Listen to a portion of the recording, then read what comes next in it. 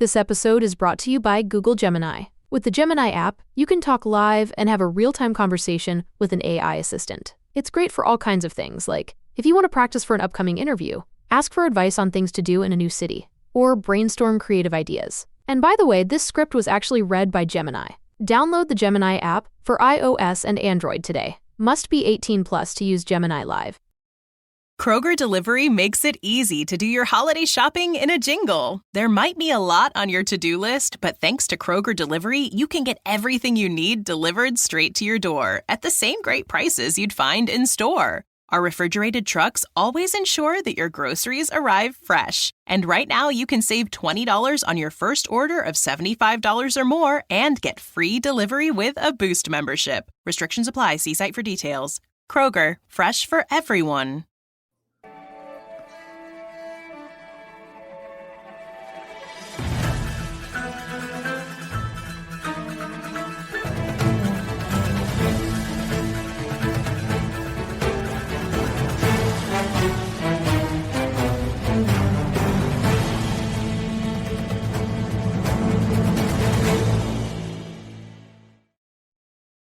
Hello and welcome into the Birds of the Round Table for another victory edition of the podcast as the Eagles clinch the NFC East. And because of the afternoon games, we now know the Eagles are locked into the 2 seed, win, lose, or draw in Week 18. We're going to talk about the game. I am your host, Shane Haff. Give me a follow on Twitter at Shane Haff NFL. Also joined by Deibs. Give him a follow at Mr. Crockpot. Deibs, how are you doing tonight? Doing well, man. Always a pleasure to talk shop here on Birds of the Round Table. A lot of positives from Sunday, and I'm excited to get into it. Yeah, it's more like Birds of the Coffee Table today because it's just Deibs and I. We knew David was a maybe for tonight. We have no idea where Ryan is. Ryan just stood us up. We literally recorded a show with Ryan earlier this afternoon, and when we were leaving, we were like, "Hey, we'll see you at 7:00." And so everybody can harass Ryan later, tastefully. Don't go too far, but you can harass Ryan a little bit, especially when he shows up for your other show here in 45 minutes. But Deibs and I were honestly behind the scenes like, hey, if they don't show up, should we do the show? Because we were both on post game, and there's really not a lot to preview about this Giants matchup. But we're going to do a quick show anyways and give you guys, we got a little bit more time to have thought about the game, let it settle out. So Deibs, let's go offensive takeaway first. What's your top offensive takeaway in this one? There's a lot of different routes I can go. Can I have multiple offensive takeaways? Sure. But I'm a trenches guy. So my top takeaway has to be the Eagles offensive line. I thought really pounded the Dallas Cowboys into submission yesterday. And that's something we really didn't see a lot from the Washington Commanders game. They weren't as elite as we normally expect, but yesterday, Cam Jurgens had his best run blocking grade per PFF since week 14. Becton, Dickerson, Lane Johnson, Cam Jurgens, all those guys allowed 0 pressures and 0 sacks. Jordan Mailata had 1 pressure allowed. We talk about Saquon Barkley and how amazing he's been all season long, and he deserves all the flowers. But this offensive line has been paving the way for him all season long. It's not a surprise to see that he leads or is tops in the league in yards before contact. And this was a Cowboys defense that coming in to week 17 was doing pretty well. I mean, they've showed real improvement. They had 22 total sacks over the last 5 games. But, man, this offensive line kept a clean pocket for both Kenny Pickett and Tanner McKee. And Parsons was nowhere to be found, man. Parsons had his worst pass rush grade per PFF of the season at 64. I give so much credit to this Eagles offensive line. It's what we wanted to see in the second half against the Commanders. They delivered for 4 quarters against the Dallas Cowboys. Well, according to Micah Parsons, it was actually a pretty close game if you take away the score. What was that, man? I don't know if you saw that clip, but I did. I don't even know how to respond to that. Yeah, quote, if you take away the scoreboard, the game would have been close. Which to be fair, he's just parroting the Cowboys mantra in the postseason over the last decade. So, shout out to Micah Parsons. He is the perfect Cowboy. Doesn't show up in big games, says things like that after the game. That guy's an idiot, man. I'm not I was team Parsons this offseason, but I might have to shift over to team Garrett. I don't know. I think it doesn't matter which team you're on. You're not getting either one, but you're probably right. Yeah, for my offensive takeaway, I'll mention two things. One is it was really nice to see Devontae Smith have a great game. 6 receptions, 120 yards, 2 touchdowns. And, it's never as simple as when you lose a game, it's on one person. But if you're Devontae Smith, when you drop a pass that would have sealed that game against Washington and then the defense proceeds to give up a touchdown drive and you lose, that's what's in your head all week. And so it was nice to see Devontae Smith bounce back in this one. 6 receptions, 120 yards, 2 touchdowns on 7 targets. I was just glad to see him get his swagger back because we're going to need that in the postseason. A.J. Brown's phenomenal. You need Devontae Smith playing at a high level too. And granted, he's not going to be lined up against Andrew Booth in the postseason. It doesn't get a lot easier than facing Andrew Booth, but I was happy to see Devontae Smith have a good game. And then too, just the next man up mentality from the offense with, you come into the game with a backup quarterback and then Kenny Pickett gets knocked out of the game and Tanner McKee steps right in and he throws 2 touchdown passes. And I saw this stat on Twitter that I think it was from Opta Stats that said that Tanner McKee is the only quarterback in NFL history with multiple touchdown passes on less than 5 attempts. And so Tanner McKee out there setting records. And he looked like he belonged. And that's what the Eagles wanted to do at the backup quarterback position. They wanted to have guys that they feel comfortable going to go get a win against a 500 team that's a division rival to clinch a playoff seed. Like that's what you wanted. You don't expect to go win a Super Bowl with a backup quarterback, but you want to be able to go 500 in the regular season if you have to put him in. And so that's why the Eagles made the trade for Pickett. It's why they spent a 3rd-round pick on Tanner McKee a couple off seasons ago. It's why they're going to continue to invest resources into backup quarterback. So shout out to the Eagles offense for the next man up mentality. Yeah, and that's all we ask from Kenny Pickett, really. Just, avoid the turnovers. And I think he was among the tops in week 17 in turnover-worthy plays. He kept control of the football. He made big plays, big throws when it mattered. The throw to Devontae, the throw to AJ, that was Kenny Pickett, right? I think that was the play he got decked by Parsons. It was a scramble drill at the back of the end zone. Yeah, that was a great throw, man. It's a shame it didn't count. But major credit to Kenny Pickett. I've been very critical over Kenny Pickett's role here in Philadelphia. I've never liked the trade to begin with. But we brought him in to win these kind of games, and he did it. So major shout out to him. What's your take on Tanner McKee versus Kenny Pickett in Week 18? I know I'm jumping the gun here, but who would you rather see play, and what's your thoughts? I would rather see Tanner McKee. Tanner McKee is more exciting to me. He's got a better arm. I think the Eagles are going to play Pickett if he's healthy, but I think there's a real chance that he's not. Like you're going to get into the same thing that you're heading into the playoffs. And if Kenny Pickett's nursing a rib injury that he's likely to re-injure, they may want to keep him out unless they have to put him in just in case you need him for a quarter in a playoff game. And so I would not be surprised to see Tanner McKee get the run at quarterback next week. And I would be excited to see that. I hope he would look good. Not be plagued by drops from the Eagles' non-existent backup wide receivers and things like that, kind of like the preseason. But I'd like to see McKee. I could also be convinced that it'd be nice to see Pickett go light up the Giants and boost that trade value to maybe move off of him in the offseason, but I'm not convinced the Eagles would do that. I mean, he had 2 touchdowns? Like, what was his quarterback rating? Like, kind of leave it at it. He literally 50% of his passes were touchdowns. So now this throw from Tanner McKee was behind Devontae on the slant. But there's the touchdown pass.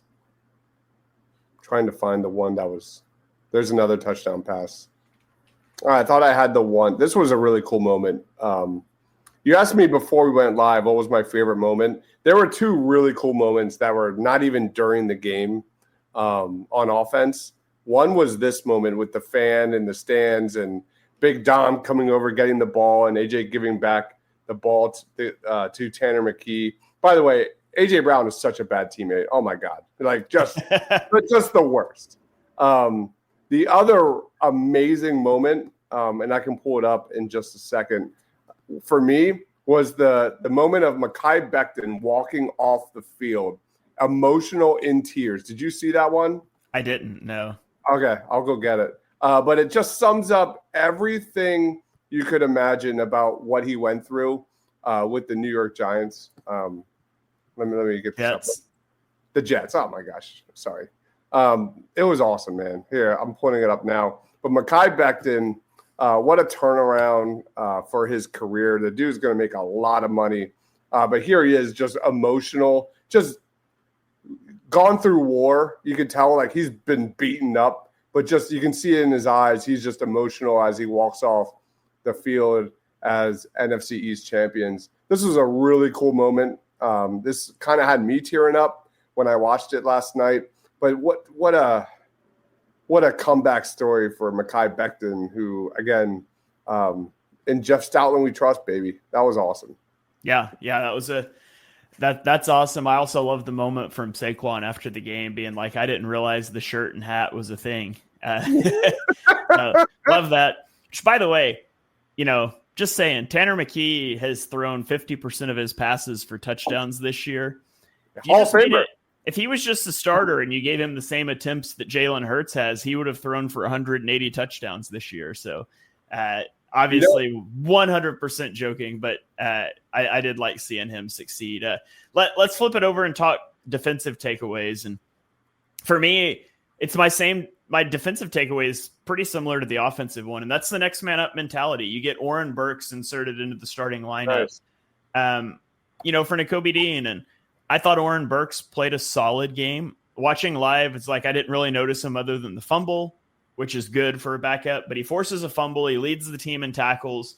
I saw one really bad rep on the all-22 where he still thinks that play action fake was a run. But other than that, he played a pretty solid game, and it's nice to know that you have some of that depth because, I mean, one of the concerns with Nakobe Dean was his durability, and he's been tremendously durable this year, but that's something we were concerned about. It's nice to know there's something behind him if you had to stick him in a playoff game. So I liked seeing that. Also liked seeing Chauncey Gardner-Johnson continue to make plays. Gets the pick 6 early in the game, and I love to see that because I was pretty out on Chauncey Gardner-Johnson halfway through the season. I thought I didn't think he had a really bad start to the year. And so he's bounced back tremendously over the last few weeks, and the Eagles are going to need him in the playoffs. Yeah. I mean, Gardner-Johnson was the story, as we talked about during halftime and post-game show. Holy shnikes, the drop-off when Gardner-Johnson is on the field versus off the field is so noticeable. I mean, it was almost as noticeable as Jalen Hurts not in the game against the Washington Commanders. Gardner-Johnson was terrific. He now has 6 interceptions this year, second most in the NFL, and that the leaders are Xavier McKinney and Kirby Joseph. Isn't McKinney on the Packers, by the way? Yeah. So keep an eye on that as we head into playoff talk. But, man. Shout out to the Giants for letting the rushing leader and the interception leader leave in the offseason, the same offseason. Yeah. And, I mean, we all talk about Zach Bond and Jalen Carter and how those two are the leaders of the defense. But Chauncey Gardner-Johnson, man, this is a guy I've been very critical at the beginning of the 2024 season. And the last 10, 11, 12 weeks, he's been outstanding. I'm happy that injury is not nearly as bad as it looked.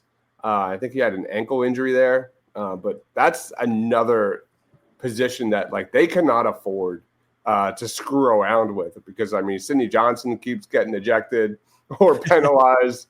Tristan McCollum, not near ready.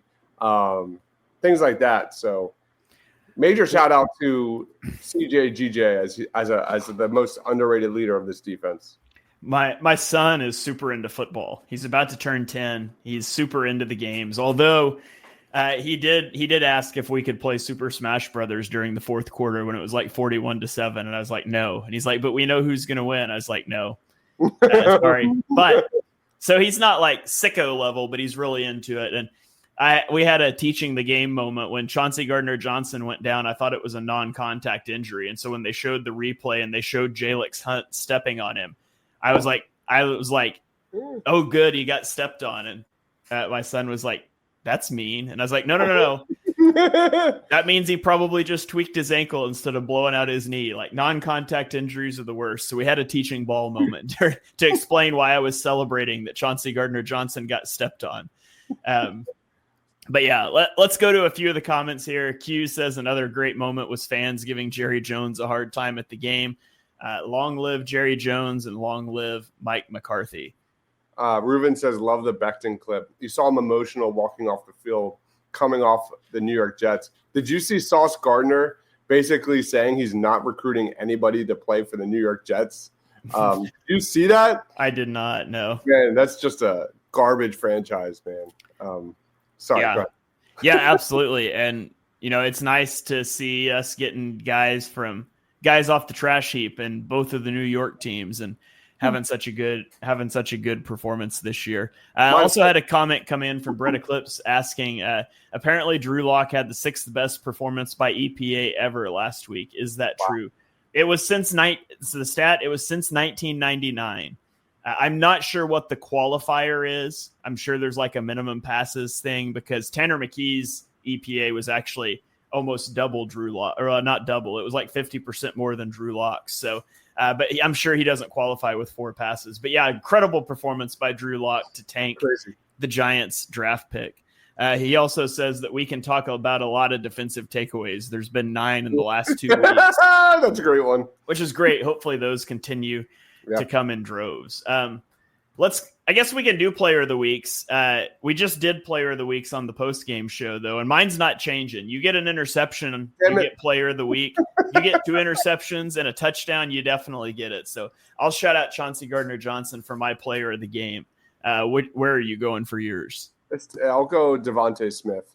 I mean, there's so many ways you could go, but Devontae Smith, being in the shadow of A.J. Brown, just being so elite. A.J. Brown, so elite in, contested catch situations, against man coverage, just purely dominant. I don't know if you want to call him the best wide receiver in football, but he's right in the top 3 discussion, has to be. I mean, you just notice when he's on the field and off the field, this Eagles offense just sputters. He's right there with Saquon, is arguably the most important pieces of this offense. But Devontae, it's been a roller coaster up and down season for him, man. He's missed a few games. He's had games where he's not involved. And then he's had good games. So for me, major shout out to Devontae, who's now could maybe get 900 yards on the season. He's got a career high 8 touchdowns this year, and that makes 3 straight years of at least 7 touchdowns. So I think the best is yet to come for Devontae. He's so much better than a number 2 wide receiver. Yeah, absolutely. So it's nice to see, like we kind of talked about him earlier too. Yeah, it's just nice to see him bounce back and have a good game. Hopefully he and AJ can both have a couple of good games in the playoffs. But let's turn the page. And there's really not much worth previewing in this Giants game. It is a meaningless game, and we don't know if the Eagles are going to play starters or not. So, I mean, we could debate that, but there's going to be plenty of debate about that throughout the week.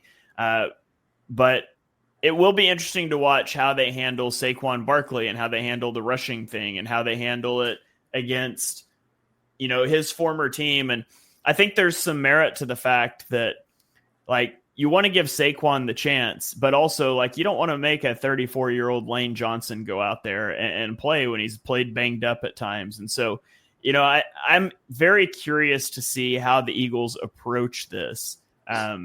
What are your thoughts on Saquon chasing the record and how you should handle Week 18? I'm absolutely terrified, man. Absolutely. This is a very sensitive topic for me because, I go straight to that A.J. Brown game to finish in the regular season finale in 2023. Just a year ago, A.J. Brown gets hurt, doesn't play against the Tampa Bay Bucks. Eagles lose.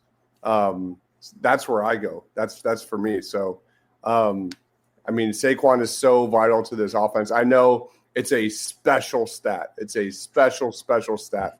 Eric Dickerson is one of the best stats there is in all of sports. But I'm big picture.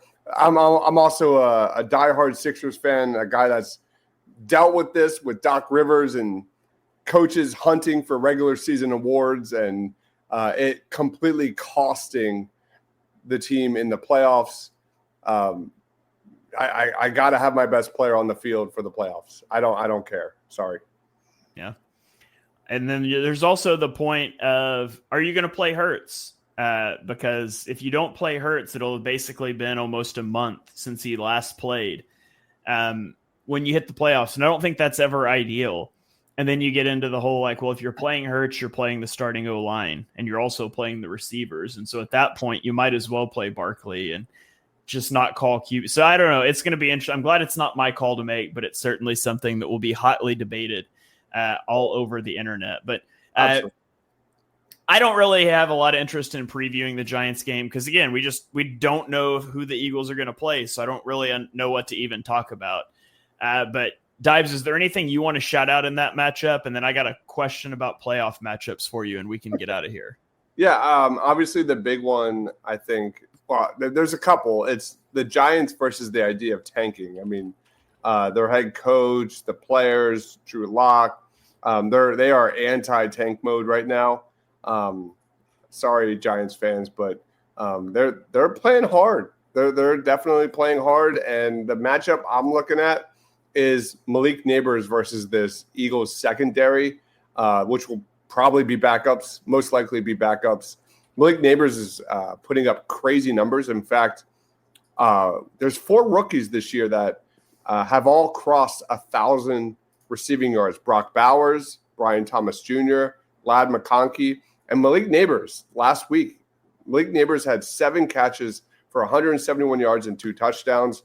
Who is he going to be going up against? Probably like Ringo, guys like that I think Neighbors could have a really big day. So Malik Neighbors is a big one to watch out for. Yeah. I'm going to be real interested to see, the Eagles aren't going to play starters the whole game, even if they play some of them for, a quarter or two. I'm going to be really interested to watch some of these guys like Keely Ringo, Jeremiah Trotter Jr. It's going to be a lot of fun to watch some of these guys. You and I are both draft guys, so to watch some of these young guys that we liked in the draft and maybe haven't gotten to see much yet. There is one guy, Moro Ojomo, who's looked really good this season. In fact, can you believe this, Shane? Only twice this season, Moro Ojomo has had 0 pressures in a game all season long. He's had at least 1 pressure or more in all but 2 games this year. So Ojomo is a big one to watch for sure. And I would love to see Jeremiah Trott Jr. lay the axe down on Drew Lock this weekend. That would be really fun. Outside of that, it's going to be rough. It could be rough. Yeah. But by the way, and I do mean this, it would be hilarious for the Giants to win and then be like a number 10 draft selection in the 2025 draft just because they won the last 2 weeks. Yeah, I said this. I said this when the Giants had number 1 overall. I was like, I'm so happy they're going to draft Shedeur Sanders, and he's going to be a Giant for the next few years. The only thing that would be better than them drafting Shedeur Sanders or Cam Ward is trading up for the opportunity to do so. So I've majorly got my fingers crossed for that. Shedeur Sanders looks locked in for New York right now. He's posting like pictures or something of blue and white or something, shoes, all this cleats. Stuff. Yeah. Well, let me ask you this, Deibs. Last question. The Eagles are locked into the 2 seed. The question is, who will their opponent be? And it comes down to week 18. I'm still not used to saying 18. As it stands right now, it would be Green Bay. But the season's not over right now. Green Bay hosts the Chicago Bears, and Washington travels to Dallas. If Green Bay beats Chicago, which I think they would be motivated to do, if I'm Green Bay, I would much rather play the Rams than play the Eagles. And so if we assume they beat Chicago, which I think is a good assumption, it comes down to Washington. Washington would have to lose to Dallas, and then they would drop to the 7 seed. And I would imagine Washington is also pretty motivated to win, again, to not face the Eagles. And so I think both of these teams are going to be trying to win.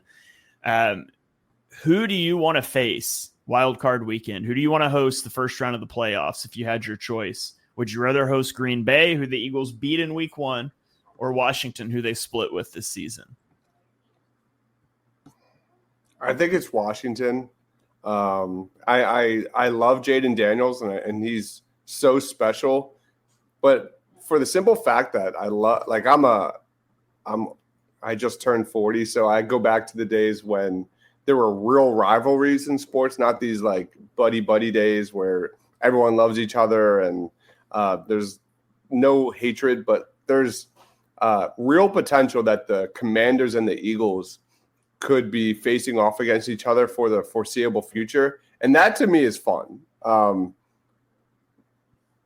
Give me Jaden Daniels in the playoffs. I really want to see this Eagles defense go up against him. I think that's where I'm going to go.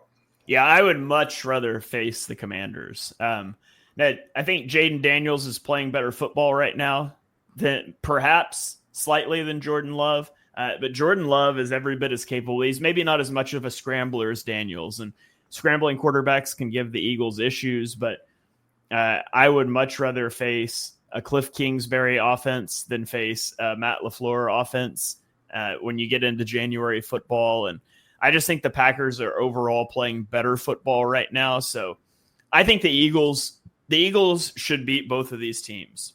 Yeah. I think if they're hosting the Commanders, they're probably like a 6.5 point favorite. And I think if they're hosting the Packers, they're probably like a 4.5 point favorite. So I think it's pretty close, but I would rather play the Commanders. I think the Packers are a better team overall. I would also like to get revenge for the last game and personally be the team that ends their season after all the trash they talked for beating Kenny Pickett. So I'll say this. I think the Eagles smoke both of these teams. If they're fully healthy and ready to go, I'm not concerned. Yeah, the Eagles should be expected to win both games, but sounds like we both would rather face Washington. So there you go, guys. An abbreviated show tonight because, again, Ryan bailed on us. Love you, Ryan. Hope you had a good nap or whatever you did. But that's going to about do it. Deibs, before we get out of here, do you have any final thoughts? Final thoughts, man, just stay healthy. Oh, my God. Whatever decision Nick Sirianni and Kellen Moore do with Saquon in this offense, just freaking stay healthy. That's number one. As I said this last week. If you go back to shows a week or two ago, I've been saying pounding the table for the same thing. I love that Tanosaurus Rex. I would love to see a lot of Tanner McKee against the New York Giants. Let's see what we got. It's time for him to show us that he's QB2, as we all, Shane and I, have been saying for years now, I feel like. But anyway, give me lots of Tanner McKee. Please, for the love of God, stay healthy, and let's enjoy this. Let's have a stress-free final Sunday of the regular season because it's about to get real. That's it. I better not see Quinion. I better not see Jalen Carter. I better not see all my guys out there on that defense. They better be – just keep them in their hotel rooms, their homes. Keep them on ice. Absolutely zero part of this defense. That's the biggest separator for this Eagles team to make a big playoff run is this defense resting and getting ready to go, because I do think it's dumb. And I think there's a real chance we could see them make a big Super Bowl run. Yeah.